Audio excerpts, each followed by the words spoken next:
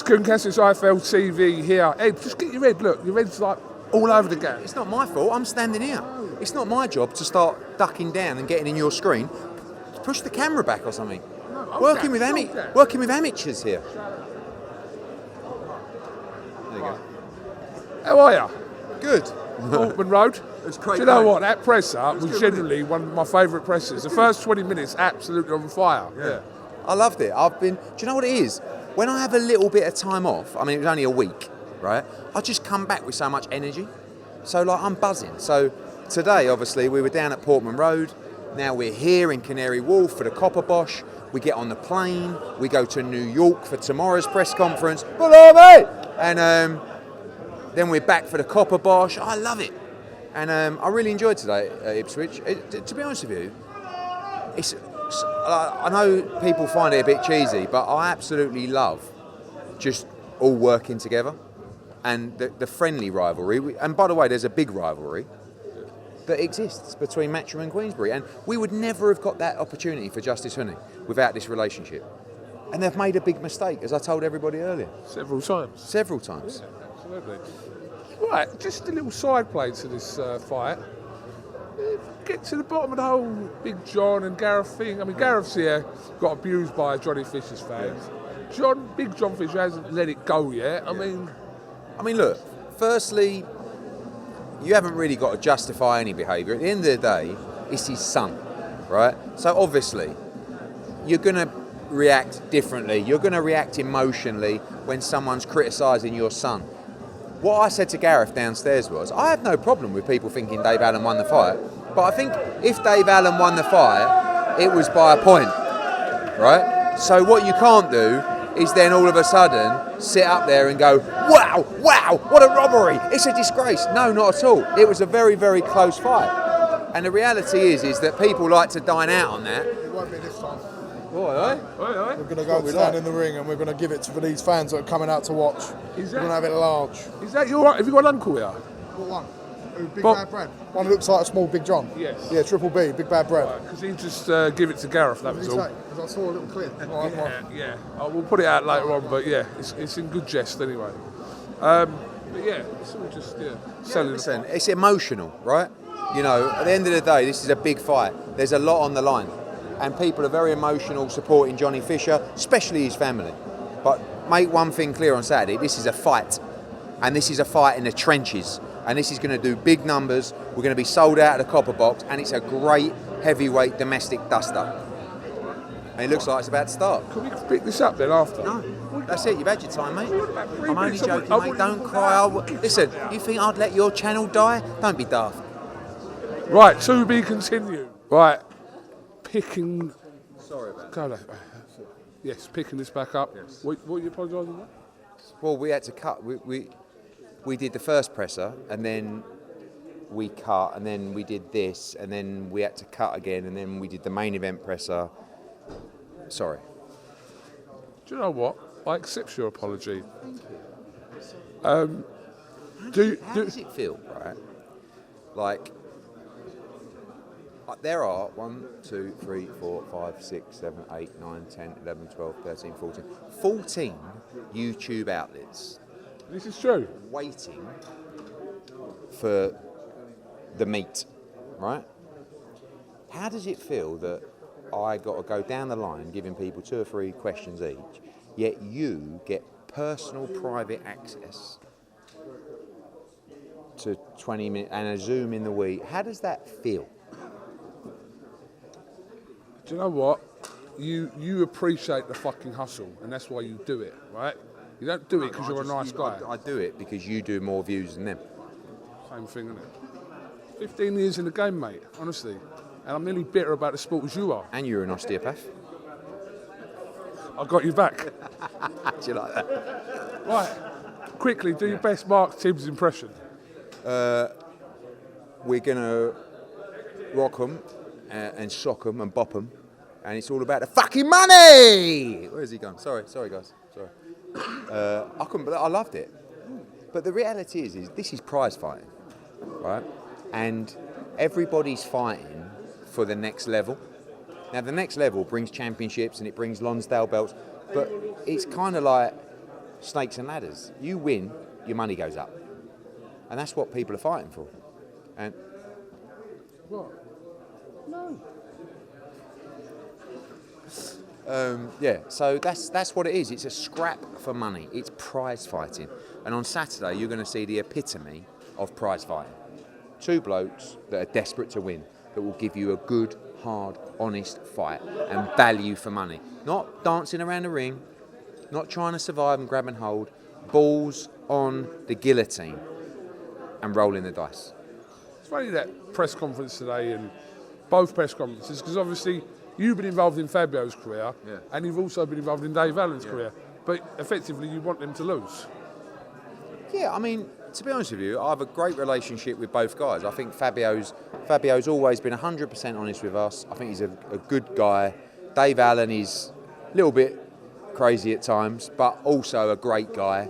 I'd like to think that I made a really good contribution to both people's careers and lives, and I'd like to think that I was honest with them, and I would also like to think they wouldn't really say a bad word about me. I mean, Dave's, maybe we've had some ups and downs, but Fabio particularly, I think, and that's a great thing to have, right? Whenever that you don't work with a fighter anymore, they go, listen, I had a great time with them, they're good people, and that's a good, really good reference. Do I want Dave Allen and Fabio Waldy to lose? Yes.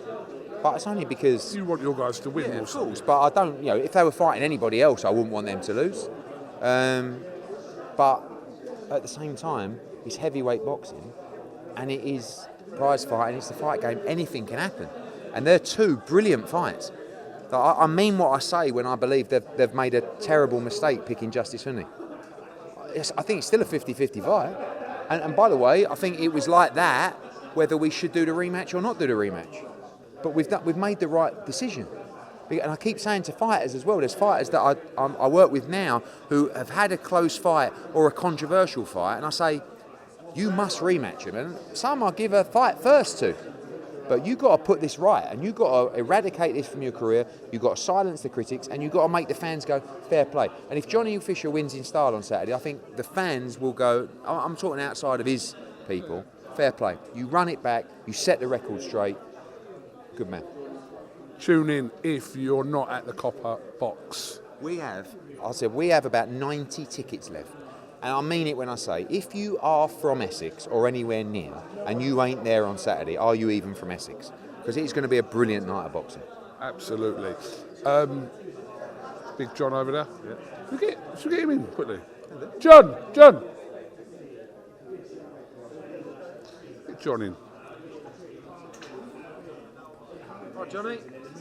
Jump in, John. Let's have a little chat. You all right? Right, listen. Can you position yourselves, guys, into that? Hello, do you alright? Come in a bit. Don't talk like that to me. Hello, Eddie, you all right? Confident, are you? Always confident. Listen, the fans, it's going to be amazing. I'm excited. Looking forward to it. It's going to be a crazy atmosphere in there. Dave's fought in Paris, he's fought in London before, he's never fought in front of EastEnders and Essex people before. Total different kettle of fish. So let's raise that roof.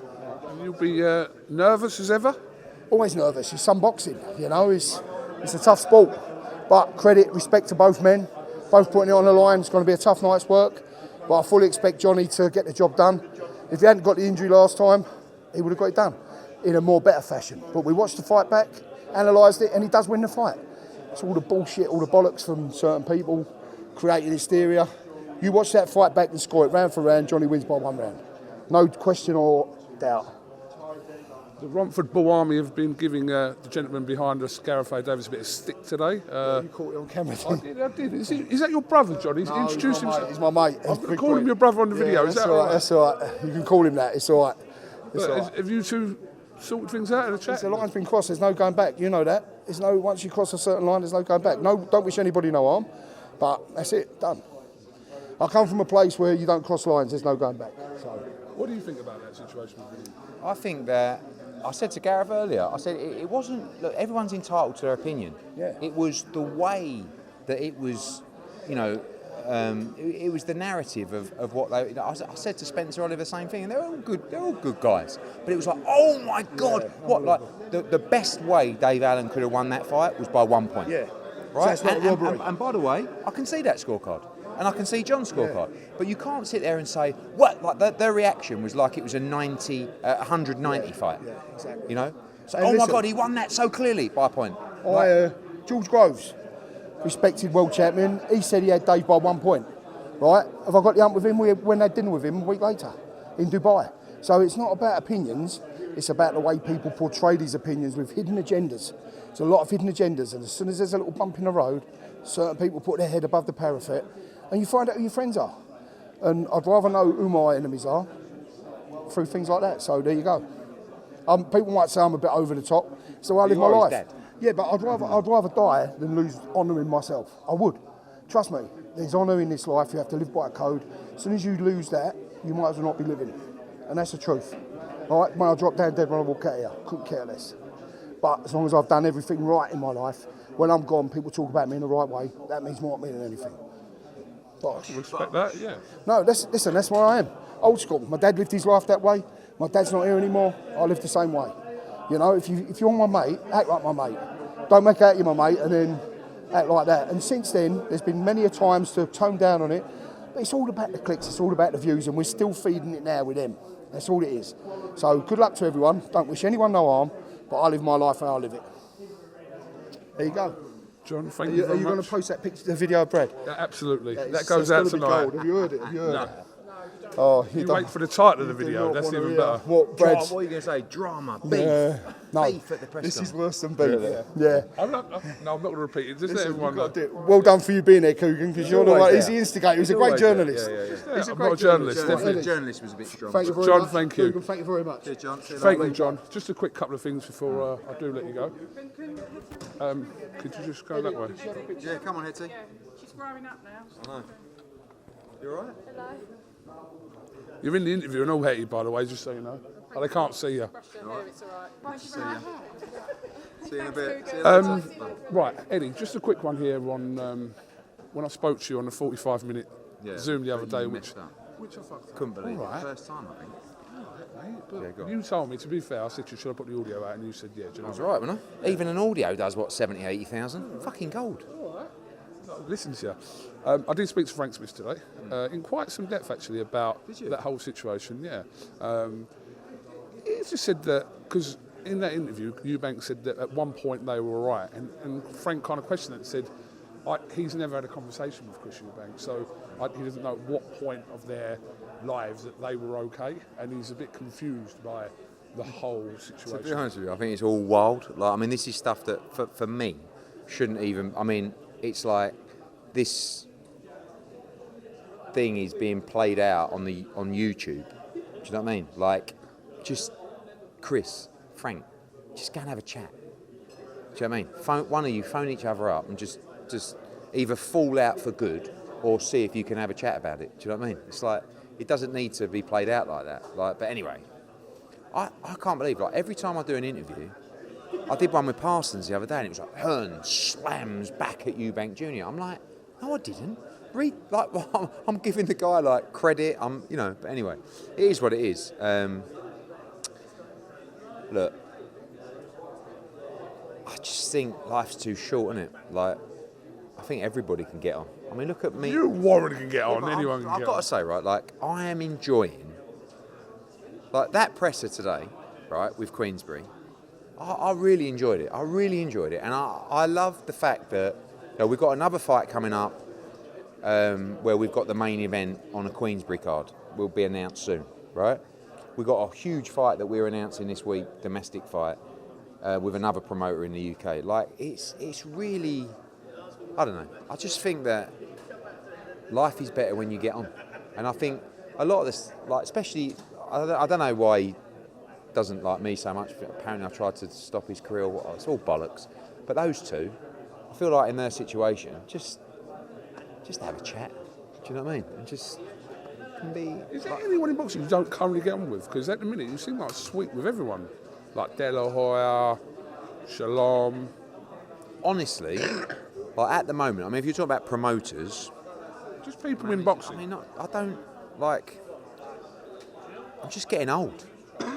I've still got the fire in my belly, and I'm up for it. And in the heat of the battle, but I don't know, just me just learn more about life. And the reality is, if I've got beef with you, it's just energy, isn't it? Like, why do we need to have beef? Like, we don't need to go out for dinner or anything like that, but I don't know. And I just feel like in the business of things, I've just learned that the better the relationships, like, do you think Justice Honey would have got that opportunity if I weren't talking to Frank? No chance. He would have got, even if they thought he was the perfect guy, Warren would have gone, fuck that, I'm not giving Eddie Hearn an opportunity. And now we're looking at their stable and vice versa to say, how can we work together? Same with Golden Boy now as well. And it's like, it's I don't know, it feels good. 2 quick things. Any truth in Callum Smith in the yard on the 5v5 in August? No, not at the moment. Okay. A couple of conversations. I don't know if it's going to be a 5v5 or what it's going to be, but There'll be something in August. We're talking to Louis de Cubas about Benavides. We've already said to His Excellency we're up for the yard fight. So I think Callum Smith's future, and we may just defend the interim world title in Liverpool. So Callum's in a great position, and we will strike in the next couple of weeks. Canelo and Crawford at the Louis. Is it the Louis Armstrong in Queens? No, you've got that completely wrong. That's the July 12th card at Flushing Meadows Tennis Centre. So, yeah, probably. All right. Well, I don't know. You might. No, I can just cut it. It's fine. That's why when. No, you don't have. No. I'm going to do it anyway, so. No, don't start cutting things. Yeah?